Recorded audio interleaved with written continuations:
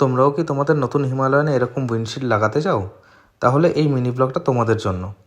প্রথমেই carbon রেসিংয়ের website থেকে এই উইন্ডশিল্ডটা অর্ডার করে দাও। দাম নেবে 2200 টাকা। দুটো কালার আছে, স্মোকি ব্ল্যাক আর ক্লিয়ার হোয়াইট। আমি ক্লিয়ার হোয়াইটটাই নিয়েছি। উইন্ডশিল্ডের সাথে থাকছে একটা বিগ সাইজের মাউন্ট, আর সেটা ইনস্টল করার জন্য 4টি স্ক্রু। চলো ঝটপট উইন্ডশিল্ডটা ইনস্টল করে ফেলি। এখন আমি তোমাদের দেখাবো যে কীভাবে উইন্ডশিল্ডটা বাইকে পারফেক্টলি ফিট করতে হয়। তাই ভিডিওটা স্কিপ না করে পুরোটা দেখতে থাকো।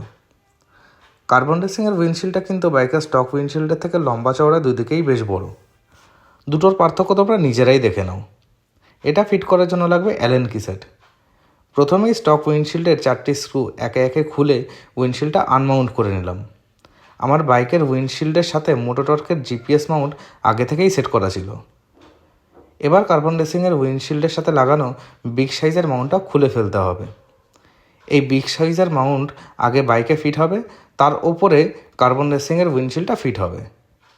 জিনিসটা কিন্তু বেশ ভারী আর শক্তপোক্ত। মাউন্টটা বাইকে ফিট করার জন্য এক্সট্রা স্ক্রু তো দেওয়াই আছে। আমি উইন্ডশিল্ড মাউন্টের নিচে মোটোটর্কের জিপিএস মাউন্টটাও আগে থেকেই সেট করে নিলাম। এবার উইন্ডশিল্ড মাউন্টটা প্যাকেটের 4টি স্ক্রু দিয়ে আগে হাত দিয়ে সেট করে নিলাম।